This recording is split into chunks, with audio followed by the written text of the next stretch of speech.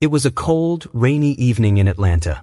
Thunder echoed in the sky, and heavy rain poured onto the roof of a massive $12 million mansion in Buckhead. Inside, the lights were on, the marble floors were clean, and everything looked perfect. But something was wrong. Deeply wrong. Upstairs, in the master bedroom, a man lay still. His name was Jeremiah Carter. He was 74 years old. A black billionaire. A self-made man who built everything from the ground up: real estate, media, tech.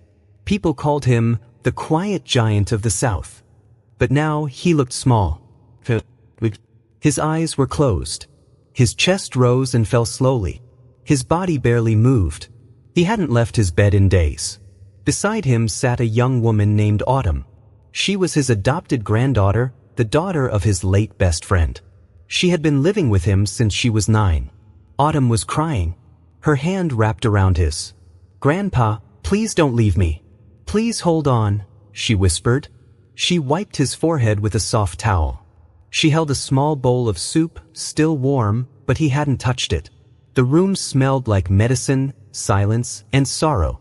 Downstairs, things felt very different. In the grand living room, Tyrone and Marcus, his 2 sons, were arguing. "I should be in charge of the company now," Tyrone said. "You nearly bankrupted your own startup last year," Marcus replied. Their voices got louder. They were not talking about their father's health. They were talking about his empire. In the kitchen, Vanessa, Jeremiah's youngest daughter, was scrolling through her phone and sipping a cocktail. "We need to speak to the lawyer," she told the housekeeper. "Dad's time is almost up. We can't wait forever." In the home office, Mr. Blake, Jeremiah's longtime attorney, opened a drawer and pulled out a hidden USB drive. He stared at it for a moment. "They think he's dying," he said softly. "But he's not. He's watching." Because the truth is, Jeremiah Carter wasn't sick. Not really. He was pretending to find out the answer to one question. When I'm no longer powerful, who still loves me? What he discovered broke his heart. This is not just a story about money. It's a story about truth, loyalty, betrayal, and the one person who passed the test. 3 months earlier, Jeremiah Carter sat alone in his private study. It was just after 11 p.m. The house was quiet, except for the sound of the grandfather clock ticking in the corner. The rain hadn't started yet, but the clouds outside warned it was coming. He leaned back in his leather chair, stared at the fireplace, and held a family photo in his hand. Everyone was smiling in that photo. His children. Their children. Even Autumn. It was taken during Thanksgiving, 2 years ago. But something inside him felt off. He had worked for over 50 years. He started with nothing. No trust fund. No handouts. Just grit, brains, and long hours. Now he had everything. Hotels in Miami, luxury condos in New York, a media company in LA, and $100 million in assets. But lately, he felt alone. They all used to call. Now they only text. When they do visit, it's always about business, not love. Not once had anyone asked him how he felt. No one checked if he slept well. Or if he even ate. Except for Autumn. She still made him tea in the morning. She still sat with him and listened to jazz. She still cared. That night, Jeremiah made a decision. He picked up his phone and called 2 people he trusted. Mr. Blake, his lawyer for 30 years, and Dr. Henderson, his private physician. They both arrived at the mansion the next day. Jeremiah told them everything. "I need to know who really loves me," he said. "Not for the money. Not for the empire. Just me." Dr. Henderson nodded slowly. "You want to fake an illness?" Jeremiah nodded. "Yes. I want to pretend I'm dying. Something serious. Something that sounds final." Mr. Blake leaned forward. "Then let me secure half your wealth in a private trust account. Offshore. No one can touch it, not even family." Jeremiah agreed. Within days, everything was in motion. Dr. Henderson created a fake diagnosis, stage 4 pancreatic cancer. 6 months to live. Jeremiah's health reports were updated. Medications were delivered. A hospital bed was set up in his room. Mr. Blake installed 3 hidden cameras in the mansion, one in the bedroom, one in the dining room, and one in the main hallway. Jeremiah wanted to see and hear everything. Then he began the act. He stopped shaving. He skipped meals. He started coughing softly. He even faked shortness of breath. It was painful. Not physically, but emotionally. Because deep down, he hoped they would pass the test. He prayed that his family still had hearts. But what came next would change everything. It started with a family group text. Dr. Henderson sent a formal message to all of Jeremiah Carter's children. The message was short, direct, and heavy. Your father has been diagnosed with advanced pancreatic cancer. Stage 4. The prognosis is 6 months, possibly less. I recommend all family members make time to visit soon. The message hit their phones at 9:42 a.m. By 10:15, the Carter family group chat lit up. Vanessa responded first with crying emojis. OMG. No way. I just saw him like 2 months ago. Marcus followed with a shocked gif. What? He was fine last Thanksgiving. Tyrone didn't reply right away. Instead, he forwarded the message to his assistant and called his financial advisor. His first question wasn't about his father's health. If my dad dies before Q4, how will that affect the estate? By noon, they all started calling the mansion. Vanessa showed up the next morning with flowers, an iced coffee, and a full face of makeup. She walked into her father's room, took one look at him, and immediately began crying. Loudly, dramatically. Daddy-o, you can't leave me. You're my rock. But Jeremiah noticed something strange. She didn't stay long. After 15 minutes, she left to take a business call on the patio and never came back that day. Marcus flew in 2 days later from Houston. He walked in wearing designer sneakers and holding a bag of takeout. Hey Pops, brought your favorite ribs, he said. He stayed for dinner but spent most of the evening on FaceTime with his girlfriend. He said the smell of the hospital bed made him feel weird. Tyrone came last. He walked straight into the bedroom, shook Jeremiah's hand, and then sat with Mr. Blake in the office for over an hour discussing next steps for the company. No one asked about the treatment plan. No one called Dr. Henderson with follow-up questions. No one even stayed the night. But to the outside world, they made sure to look caring.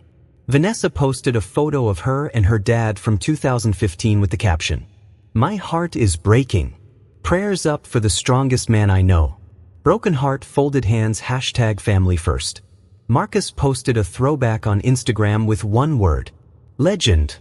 They wore the right faces. They said the right things. But Jeremiah was watching. And behind closed doors, the masks were already slipping. At first, they showed up. For the first week after the diagnosis, Jeremiah's children made an effort. Vanessa stopped by with fresh juice and store-bought muffins. Marcus brought over a Bluetooth speaker and played gospel music in the hallway. Tyrone even sat by Jeremiah's bedside for almost 30 minutes one afternoon, scrolling through his phone but physically present. But by day 10, the energy shifted. The visits became shorter. The conversations turned cold. And the excuses started rolling in. Vanessa said she had too many brand meetings and charity events to stay long. "I love you, Daddy," she said one morning, kissing his cheek. "But my followers need me too." Marcus complained the house felt depressing. "It's like a funeral home in here," he mumbled to the maid. "I'll come back when there's better news." Tyrone stopped coming altogether. He said he was handling the company on his father's behalf. But in reality, he had moved into the executive suite, changed the office locks, and replaced the CFO, without telling anyone. In the dining room, Jeremiah overheard something that made his heart drop. Vanessa was on the phone with someone. "I mean, he's not dead yet, but like, the vibe is giving final season. I'm already thinking about redecorating the pool area once we sort everything out." That same day, Marcus met with a luxury car dealer and asked how quickly he could liquidate 2 of his dad's classic cars, both gifts from Motown legends. When asked if his father was aware, Marcus smiled. "He's not in any condition to care. The love had an expiration date, and it had come early." Jeremiah stayed silent. He still coughed when needed. He still played weak when they walked in. But behind those tired eyes was a man taking notes. A man watching every move, each whisper, each shift in tone when they thought he couldn't hear. The truth was no longer hiding. His children weren't grieving. They were waiting. Waiting for the house. Waiting for the company. Waiting for the end. But the game wasn't over. In fact, it had just begun. While the others drifted away, Autumn stayed.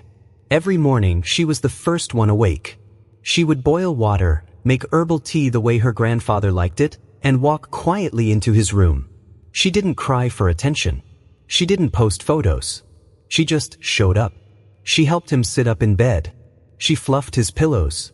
She warmed a towel and wiped his forehead gently. "You look stronger today," she whispered one morning. "I'm proud of you for fighting." He didn't respond. He couldn't, not yet. But he heard her, and he felt every word. Autumn never asked about money. She never mentioned the house, or the cars, or the company. She brought him books. She read them out loud. She talked about things happening outside, the weather, the smell of the trees, the kids playing across the street. Sometimes she just sat in silence, holding his hand. And somehow, that said more than words ever could. When the nurses came to check on him, she took notes. She asked questions. She kept track of his meals and medications, even though the sickness wasn't real. Her care was. She even started sleeping in a small chair next to his bed, just in case he needed something at night. She didn't treat him like a dying man. She treated him like her family, like someone who still mattered. Late one night, when she thought he was asleep, she leaned in close and whispered, "Even if you had nothing, Grandpa, I'd still be here." And in that moment, a single tear rolled down his cheek, not from pain, but from something deeper, something real. Because in a house full of people waiting for him to die, she was the only one who made him feel alive. The breaking point came on a Sunday afternoon. Jeremiah was upstairs, resting quietly in his room. Autumn was in the kitchen preparing soup. Outside, the sun was shining, but inside the Carter mansion, a storm was building. It started as a simple family check-in. Tyrone called everyone together in the formal living room. He wore a fitted suit and had a stack of papers in his hand. His tone was calm, but his eyes were sharp. "We need to talk," he said. "About the future. About what happens next." Vanessa rolled her eyes and sipped from her iced coffee. "You mean what happens when Daddy's gone?" she said. Marcus sat back, arms crossed. "A little early for that conversation, don't you think?" Tyrone ignored them both. He placed the papers on the glass coffee table. "The company is bleeding money. Investors are nervous. If we don't act now, we'll lose everything Dad built." Vanessa raised an eyebrow. "And what exactly do you mean by act?" "I mean we restructure," Tyrone replied. "And I take full control of the board, now." The room went quiet. Then Marcus leaned forward, laughing. "Oh, I see. You want power. That's what this is about." Tyrone's jaw tightened. "I'm the only one who's been running the company, while you're out in Houston throwing parties, and she's playing Instagram model."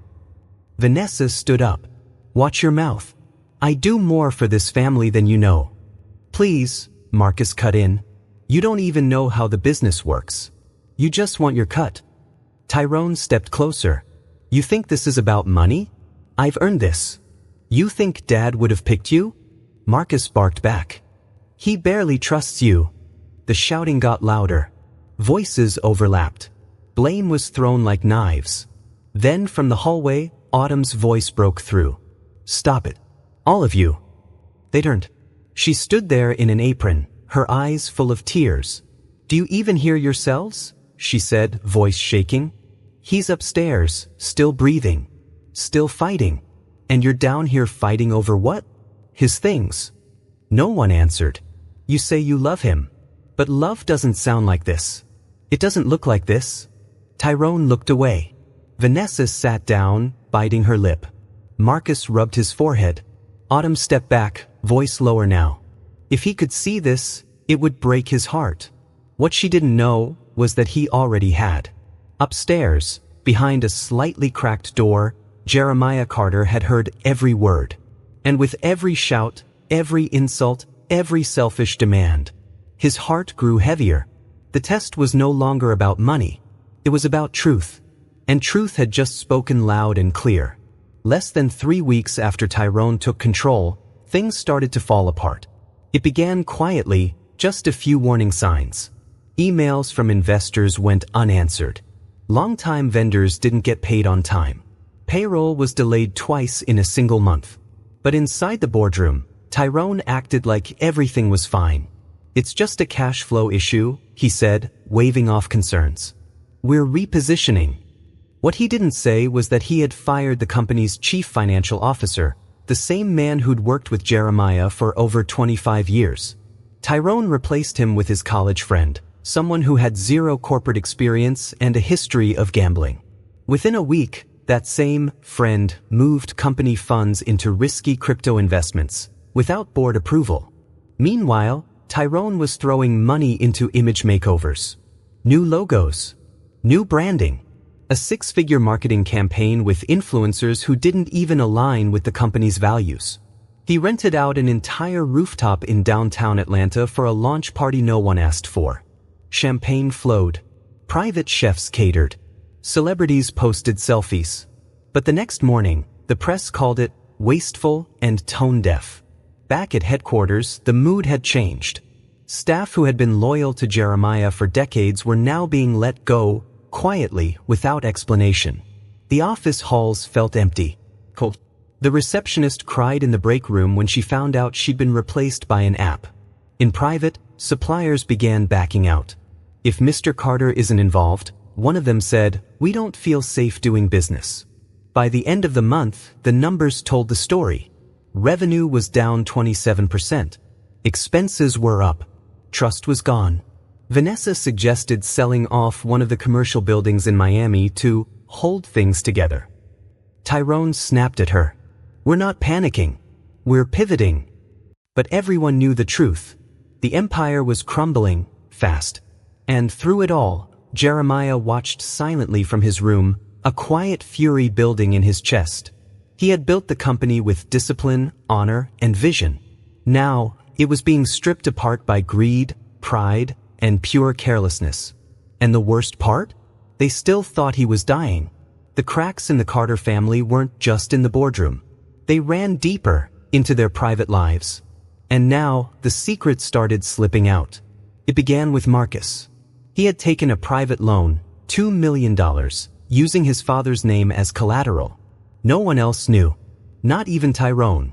The money wasn't for business. It was for a beachfront condo in Fort Lauderdale and a brand new Tesla for his girlfriend, a woman he had met just 4 months ago. He told the lender Jeremiah was too sick to sign anything, so he took initiative. Meanwhile, Vanessa had her own secret. She had been secretly dating the CEO of a rival company for almost 6 months. His name was Darren Brooks, a polished executive from Chicago with a wide smile and sharp suits. At first, it seemed innocent.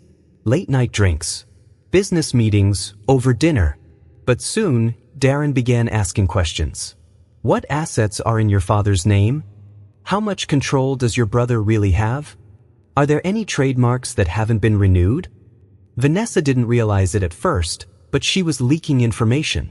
Strategic plans, client lists, legal disputes, all while smiling across candlelit tables, thinking she was falling in love. One night, Autumn walked past the downstairs guest room and overheard something strange. Vanessa was on the phone. Her voice low, sharp. "No, not yet. But once he's gone, Tyrone won't stand a chance. I can handle the legal part." Autumn froze. She knew something was wrong. But she didn't say a word. Not yet. Back upstairs, Jeremiah was reviewing footage from the hallway camera. Mr. Blake had transferred everything to his tablet. He saw Marcus sneaking into his office. He watched Vanessa pull folders from his file cabinet and snap photos on her phone. And then came the moment that broke him. Jeremiah saw footage of Vanessa and Darren kissing just outside the front gate. His own daughter. In his home. With the man trying to destroy his company. His hand trembled.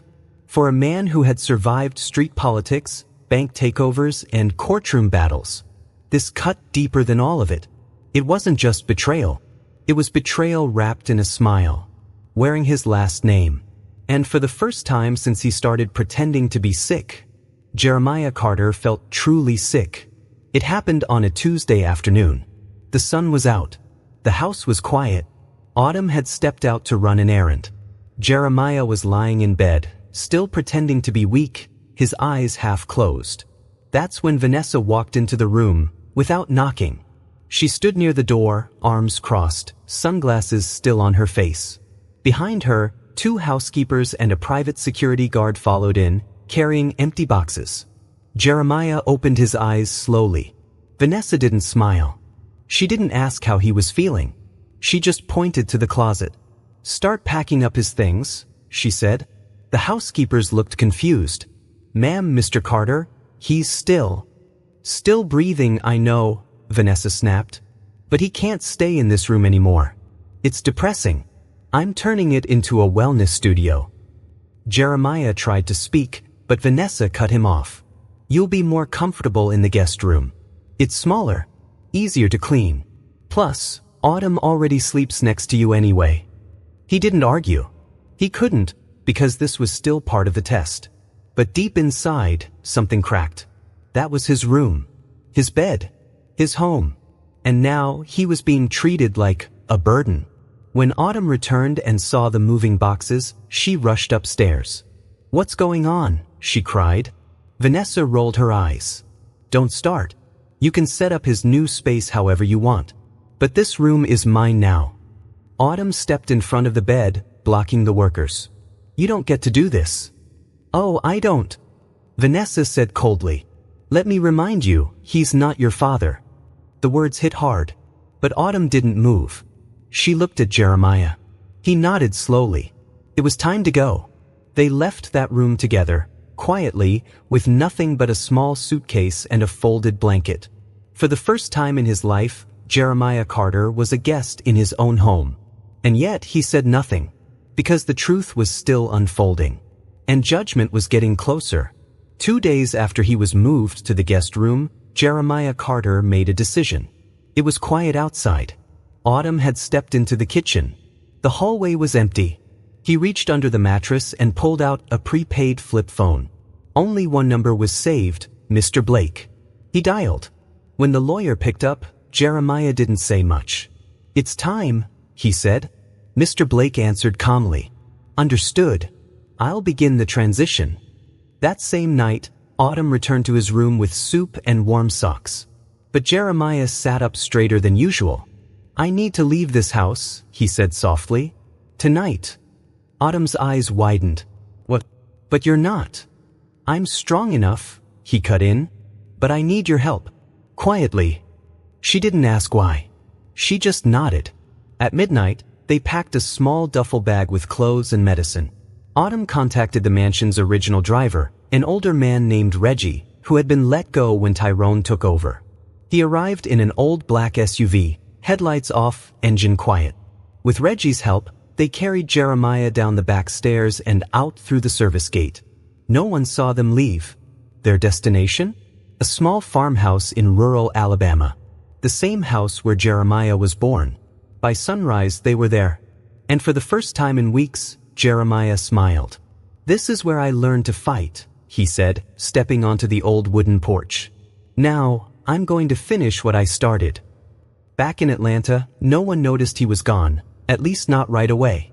The family was too busy arguing over budgets, accounts, and asset sales. But in that quiet countryside, Jeremiah was already planning his return. He wasn't just going to take back his company. He was going to reveal the truth. Every lie, every betrayal, every camera angle. And when he came back, he would not come back as the sick old man in the guest room. He would return as the rightful king of the house. It was early morning in Alabama. The air smelled like pine and fresh dirt. Birds chirped softly. Sunlight poured through the window of the small farmhouse where Jeremiah Carter now stayed. He sat at the kitchen table, wearing a warm hoodie and holding a cup of black coffee. Across from him sat Autumn, her eyes focused, her face full of questions. Jeremiah placed the cup down and took a deep breath. "It's time you knew the full truth," he said. Autumn didn't say a word. She just listened. "I was never sick," he continued. "Not for a single day. She blinked. What? The cancer. The coughing. The weakness. All of it, connect. A test. Autumn's hand slowly covered her mouth. Jeremiah leaned back. I had to know, he said. I had to see what they would do when they thought I couldn't fight back. When they believed I was dying. He paused. And I saw everything. He reached into a small leather bag beside his chair and pulled out a hard drive. Every hallway. Every room. I had cameras installed before I started the act. Hidden. Silent. And they recorded it all. Autumn looked shocked but not angry. It was a Friday afternoon when the gates of the Carter estate slowly opened. The staff barely looked up until they saw the black SUV roll to a stop. The driver stepped out. Then the passenger door opened, and out came Jeremiah Carter. Not in a wheelchair. Not with an oxygen tank. Not as a dying man. He stood tall. In a dark suit. Sunglasses on. Steady. Thrown. A few staff members dropped what they were doing. The gardener stepped back, mouth open. One of the maids gasped and whispered, "He's walking." By the time Jeremiah entered the house, voices were already buzzing. Vanessa was in the kitchen when she heard the front door open. She turned eyes wide. "Dad." Marcus came down the stairs slowly, his face pale. Tyrone walked out of the home office, confused, holding a glass of bourbon. They all gathered in the foyer like they had seen a ghost. Jeremiah didn't smile. He didn't hug anyone. He simply looked at them and said, "Sit down. All of you. Right now." No one argued. They followed him to the living room, where Autumn was already waiting with a folder in her hands. Mr. Blake, the family lawyer, entered right behind them, carrying a tablet and a briefcase. Jeremiah stood in front of his family. "You thought I was dying," he said. Silence. "You thought I was weak. Gone. Finished." He placed both hands behind his back. "But I wasn't sick. Not for a single day." Guess. Vanessa dropped her phone. Tyrone stepped back. Marcus muttered something under his breath. "It was all a test," Jeremiah said. "To see who you really are when you think you don't have to pretend anymore." He pointed at the screen as Mr. Blake played security footage. Vanessa, taking photos of financial documents. Marcus, signing papers behind his father's back. Tyrone, screaming at employees, mocking loyal staff, and draining company funds. None of them could speak. Jeremiah's voice was calm but firm. "I gave you everything. And when you thought I was helpless, you showed me who you really are." He looked at Autumn, and she showed me what love looks like. Then, turning to the lawyer, he said, "Effective immediately, Autumn Carter is the new CEO of Carter Global Holdings." Tyrone stood up. "You can't be serious." Jeremiah raised a hand. "Sit down. You've done enough." He continued, "Vanessa, Marcus, from this point forward, you will receive nothing more. You spent your inheritance while I was alive. Consider your accounts closed." Vanessa tried to speak, but the words stuck in her throat. Jeremiah turned to Mr. Blake. "The house, the businesses, the remaining assets, transfer everything to Autumn." Autumn sat frozen, tears filling her eyes. Jeremiah walked toward her, placed a hand on her shoulder, and said, "You didn't ask for anything. So now I give you everything." And just like that, the power shifted.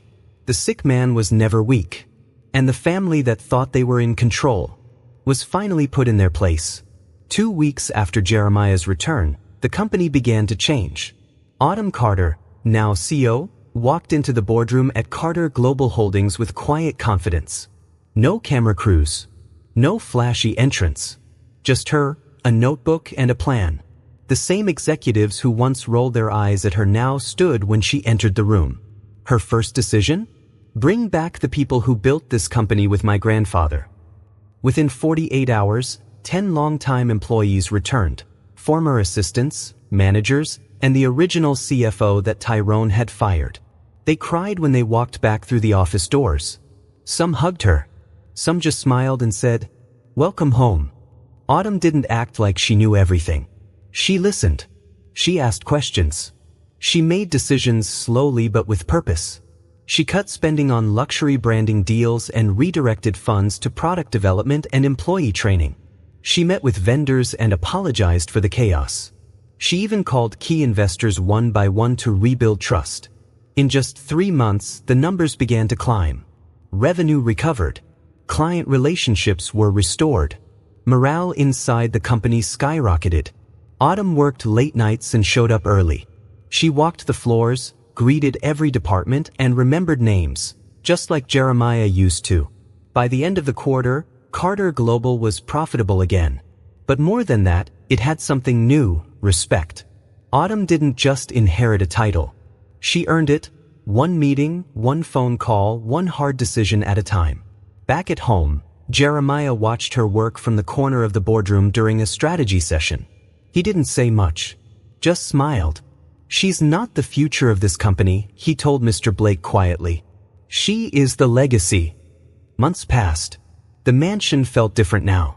Calmer, brighter. There was no more shouting in the hallways. No more secret meetings. No more tension. Autumn ran the company. Jeremiah finally rested, not because he was weak, but because he was at peace. The family no longer lived under one roof. Tyrone moved to the West Coast. Marcus took a corporate job in Miami. Vanessa quietly stepped away from the public eye. They weren't cut off completely, but the message had been made clear. Loyalty is earned, not assumed. One Sunday afternoon, Jeremiah sat outside in the garden with Autumn beside him. The air was warm, the sky clear. He turned to her and said softly, "You know, when people think you have nothing left to give, that's when you learn everything you need to know about them." Autumn nodded. "They showed you who they are." He smiled. "And so did you." Then he leaned back in his chair and closed his eyes, letting the breeze hit his face.